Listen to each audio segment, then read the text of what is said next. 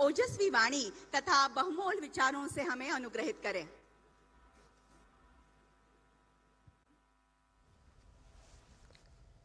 नमस्कार।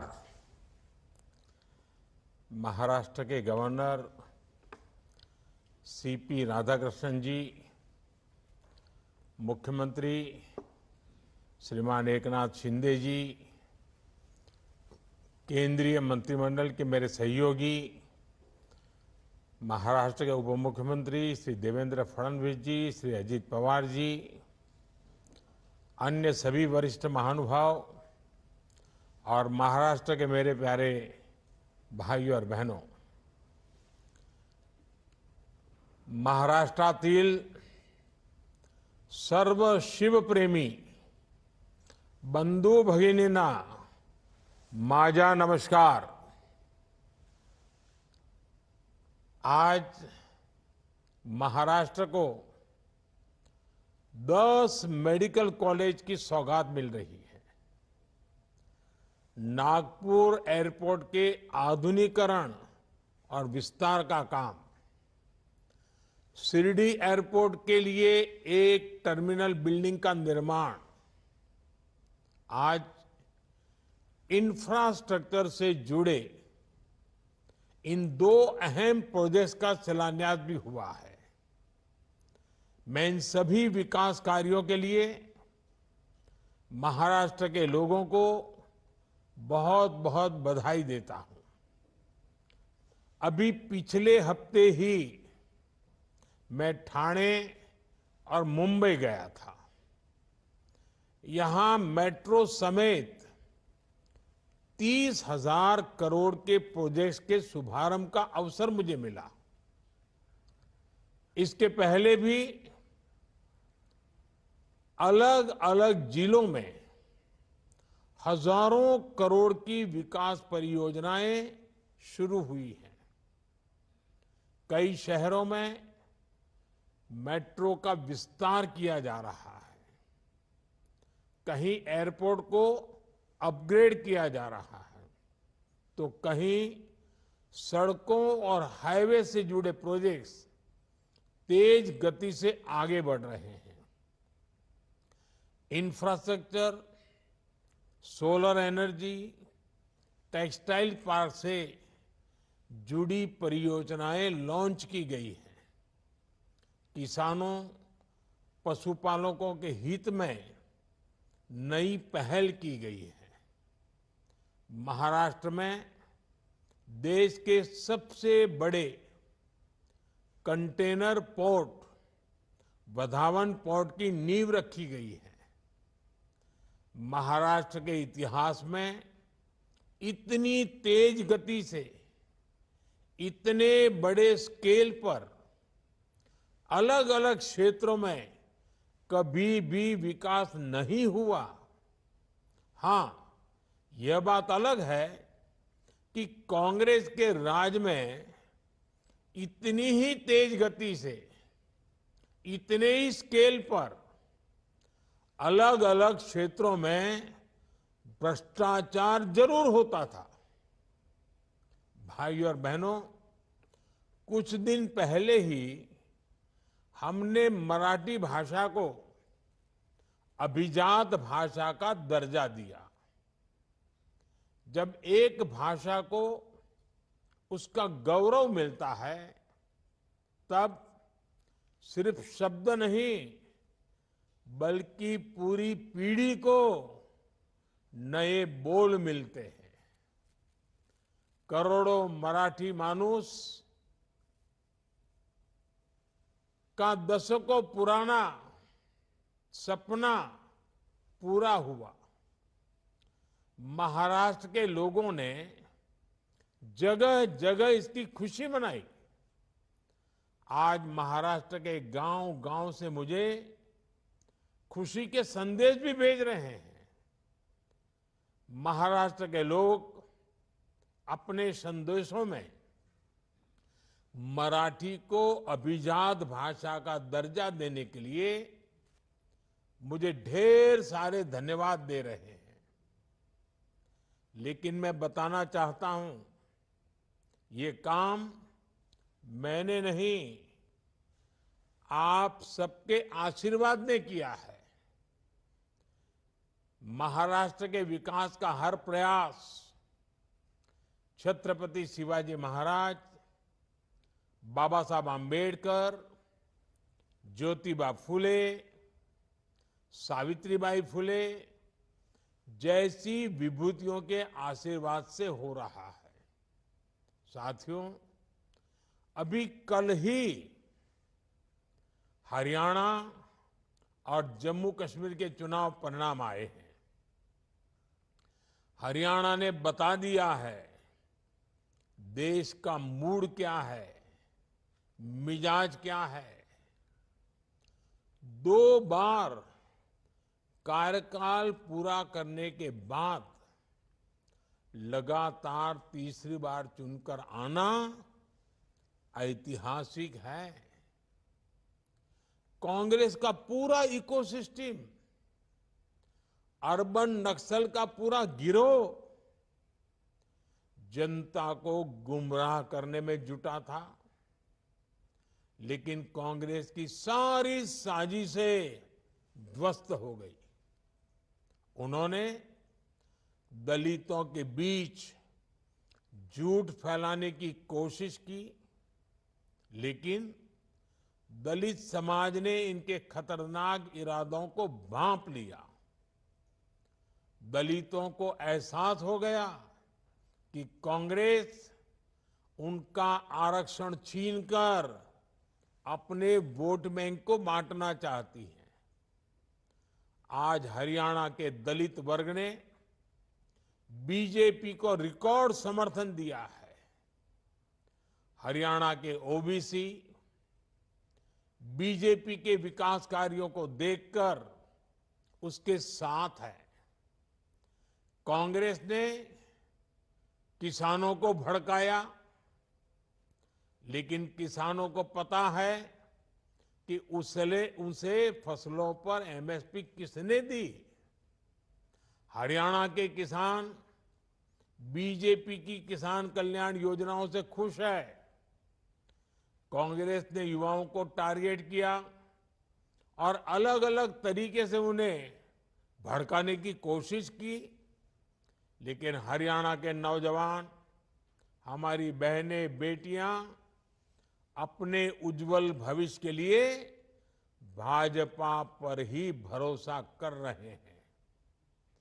कांग्रेस ने सारे हथकंडे अपनाए, लेकिन हरियाणा की जनता ने दिखा दिया वो अब कांग्रेस और अर्बन नक्सल के नफरती षड्यंत्रों का शिकार नहीं होने वाले। साथियों, कांग्रेस हमेशा बांटो और सत्ता पाओ के फॉर्मूले पर चली है। कांग्रेस ने बार बार ये सिद्ध किया है कि वो एक गैर जिम्मेदार दल बन गया है। वो अभी भी देश को बांटने के लिए नए नए नैरेटिव गढ़ रही है। कांग्रेस समाज को बांटने का फॉर्मूला लाती रहती है। कांग्रेस देश के मतदाताओं को गुमराह करने से बाज नहीं आ रही। कांग्रेस का फॉर्मूला साफ है कि मुसलमानों को डराते रहो, उनको भय दिखाओ, उनको वोट बैंक के कन्वर्ट करो और वोट बैंक को मजबूत करो। कांग्रेस के एक भी नेता ने आज तक कभी नहीं कहा कि हमारे मुस्लिम भाई बहनों में कितनी जातियां होती हैं। मुस्लिम जातियों की बात आते ही कांग्रेस के नेता पर मुंह पर ताला लगाकर बैठ जाते हैं, लेकिन जब भी हिंदू समाज की बात आती है तो कांग्रेस उनकी चर्चा जाति से ही शुरू करती है। कांग्रेस की नीति है हिंदुओं की एक जाति को दूसरी जाति से लड़ाओ। कांग्रेस जानती है कि जितना हिंदू बटेगा उतना ही उसका फायदा होगा। कांग्रेस किसी भी तरीके से हिंदू समाज में आग लगाए रखना चाहती है ताकि वो उस पर राजनीतिक रोटियां सेकती रहें। भारत में जहां भी चुनाव होते हैं वहां कांग्रेस यही फॉर्मूला लागू करती है। अपना वोट बैंक पक्का करने के लिए कांग्रेस समाज में जहर घोलने के हर हथकंडे अपना रही है। कांग्रेस पूरी तरह से सांप्रदायिक और जातिवाद का चुनाव लड़ती रहती है। हिंदू समाज को तोड़कर उसे अपनी जीत का फॉर्मूला बनाना, यही कांग्रेस की राजनीति का आधार है। कांग्रेस भारत के सर्वजन हिताय, सर्वजन सुखाय की भावना का दमन कर रही है, सनातन परंपरा का दमन कर रही है। जिस कांग्रेस ने इतने वर्षों तक देश पर राज किया, वो सत्ता में वापसी के लिए इतनी बेचैन है कि हर रोज नफरत की राजनीति कर रही है। कांग्रेस की पुरानी पीढ़ी के नेता भी बेबस है, असहाय है कि उनकी इस पार्टी की क्या स्थिति हो गई है। कांग्रेस की ये स्थिति होने वाली है। कांग्रेस नफरत फैलाने की सबसे बड़ी फैक्ट्री बनने वाली है। ये गांधी जी ने आजादी के बाद ही समझ लिया था। इसलिए ही गांधी जी ने कहा था कि कांग्रेस को खत्म कर देना चाहिए। कांग्रेस खुद खत्म नहीं हुई, लेकिन आज देश को खत्म करने पर तुली हुई है। इसलिए हमें सावधान रहना है, सतर्क रहना है। साथियों, मेरा पक्का विश्वास है, समाज को तोड़ने की आज जो कोशिश हो रही है, ऐसी हर साजिश को महाराष्ट्र के लोग नाकाम करके रहेंगे। महाराष्ट्र के लोगों को देश के विकास को सर्वोपरि रखते हुए एकजुट होकर बीजेपी महायुति के लिए वोट करना है। हरियाणा तर भाजपा जिंकली, आता महाराष्ट्रात यापेक्षा मोठा विजय मिलवायचा आहे। साथियों, पिछले 10 वर्ष में हमने देश के विकास के लिए आधुनिक इंफ्रा बनाने का एक महायज्ञ शुरू किया है। आज हम सिर्फ बिल्डिंग नहीं बना रहे हैं, हम एक स्वस्थ और समृद्ध महाराष्ट्र की नींव रख रहे हैं। एक साथ 10 नए सरकारी मेडिकल कॉलेजों की शुरुआत, ये केवल 10 नए संस्थानों को तैयार करना नहीं है, ये लाखों लोगों के जीवन को बेहतर बनाने का महायज्ञ है।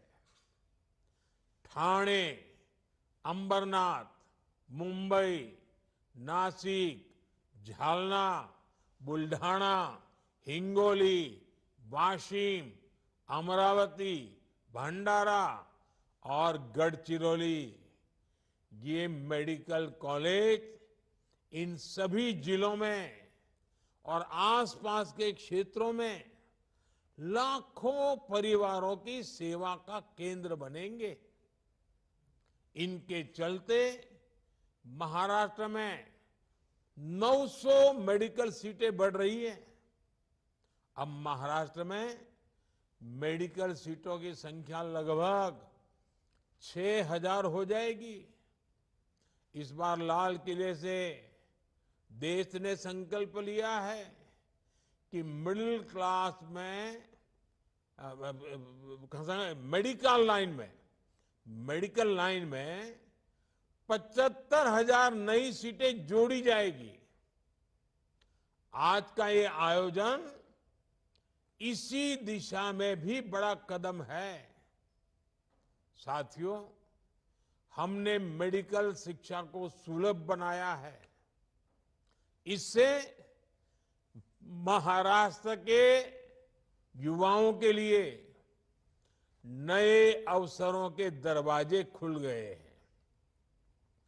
हमारे गरीब और मध्यम वर्ग के ज्यादा से ज्यादा बच्चे डॉक्टर बने, उनका सपना पूरा हो, ये हमारी सरकार की प्राथमिकता है।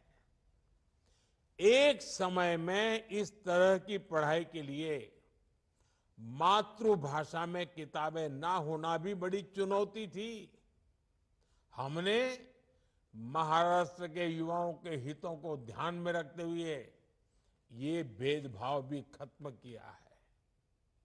अब महाराष्ट्र के युवा मराठी भाषा में मेडिकल की पढ़ाई कर पाएंगे।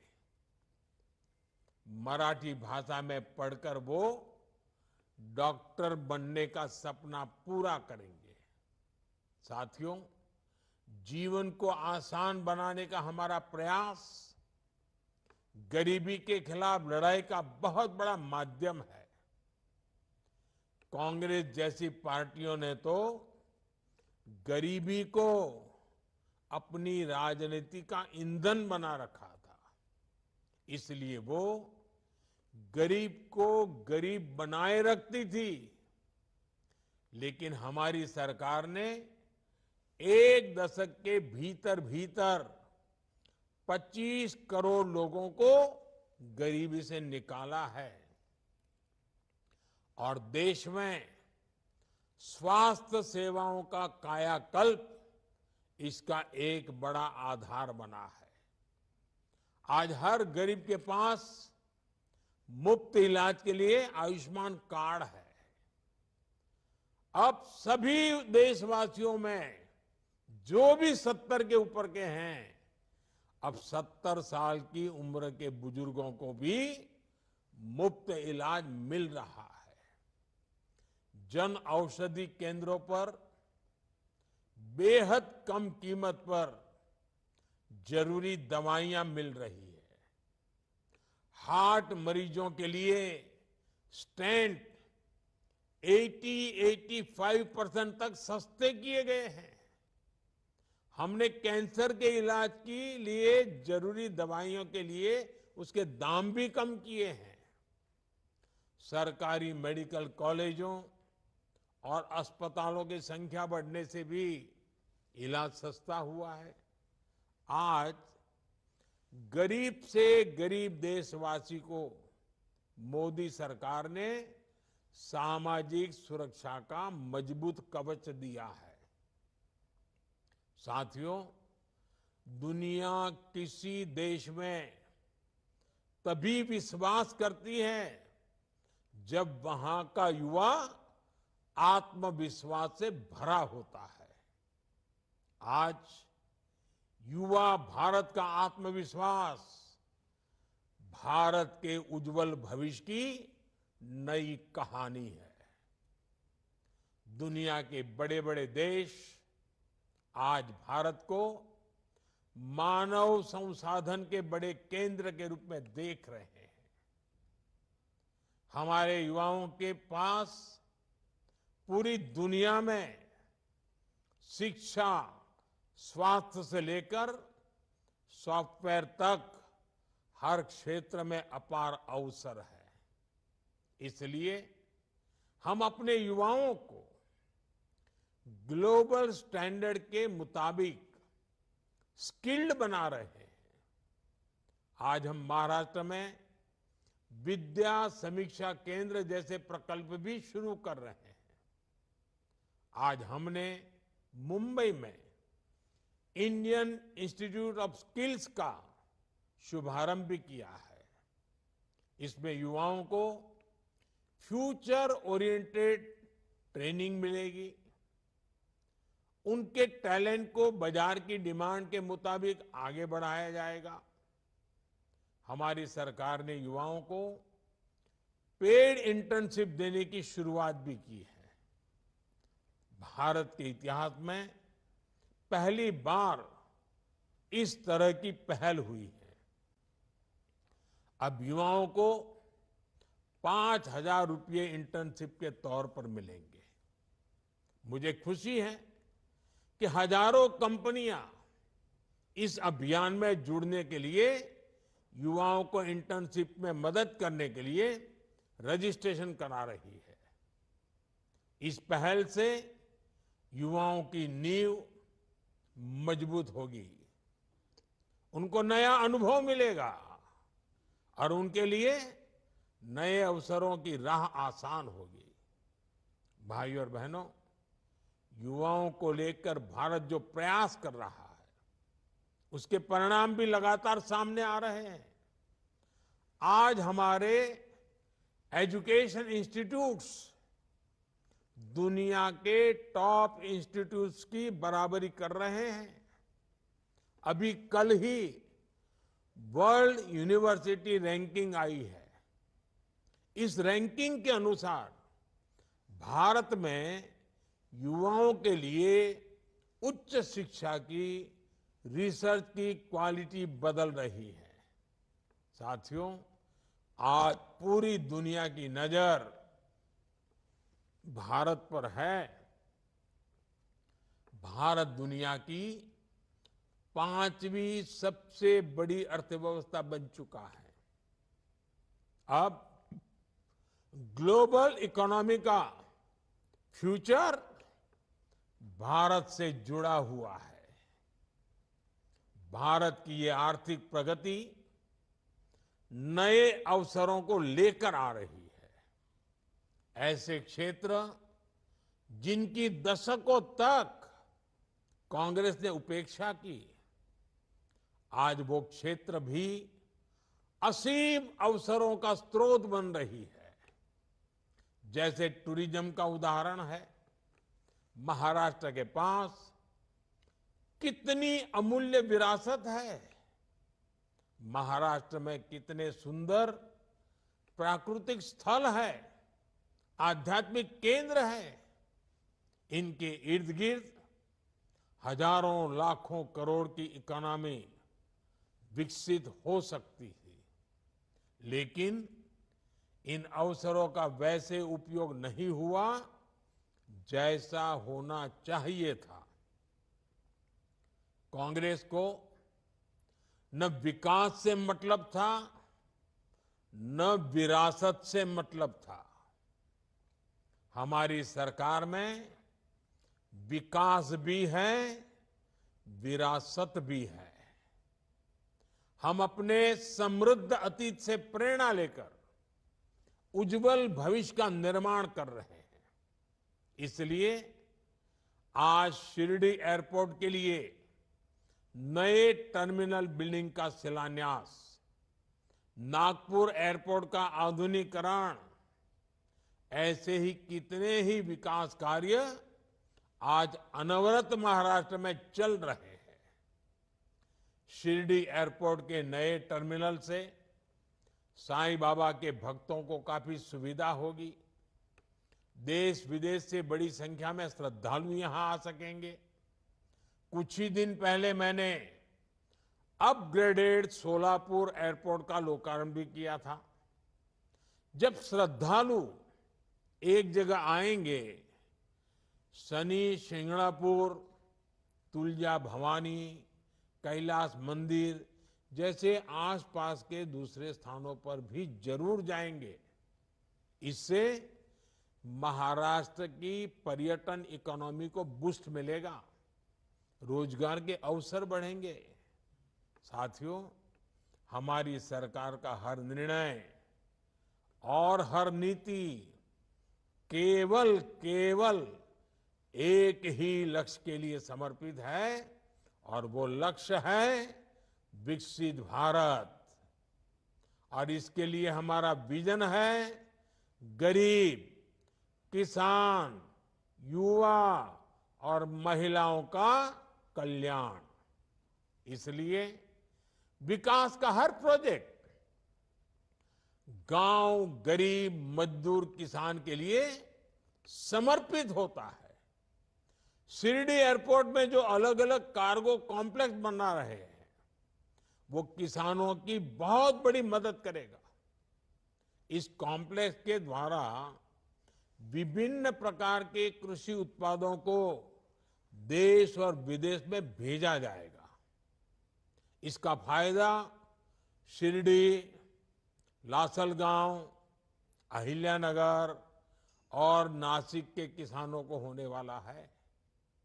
ये किसान प्याज, अंगूर, सहजन, अमरूद और अनार जैसे उत्पादों को बड़े बाजार तक आसानी से पहुंचा सकेंगे। भाइयों और बहनों, हमारी सरकार किसानों के हित में लगातार जरूरी कदम उठा रही है। हमने बासमती चावल पर न्यूनतम निर्यात मूल्य को खत्म कर दिया है। गैर बासमती चावल के निर्यात पर प्रतिबंध भी हटा दिया गया है। पर बॉइल्ड चावल पर निर्यात शुल्क भी आधा हो गया है। महाराष्ट्र के किसानों का मुनाफा बढ़े, इसके लिए सरकार ने प्याज पर लगने वाले एक्सपोर्ट टैक्स को भी आधा कर दिया है। हमने खाद्य तेलों के आयात पर 20% टेक्सटाइल इंडस्ट्री को जिस तरह सपोर्ट कर रही है, उससे महाराष्ट्र के कपास किसानों को भी बहुत फायदा होगा। साथियों, आपको एक बात हमेशा याद रखनी है, महाअघाड़ी महाराष्ट्र को कमजोर करके सत्ता पाना चाहती है, जबकि महायुति का संकल्प महाराष्ट्र को मजबूत बनाने का है। मुझे खुशी है कि आज महाराष्ट्र एक बार फिर देश की प्रगति को नेतृत्व देने के लिए आगे बढ़ रहा है। मैं एक बार फिर महाराष्ट्र के लोगों को इन सभी विकास कार्यों के लिए बहुत बहुत बधाई देता हूं। बहुत बहुत धन्यवाद।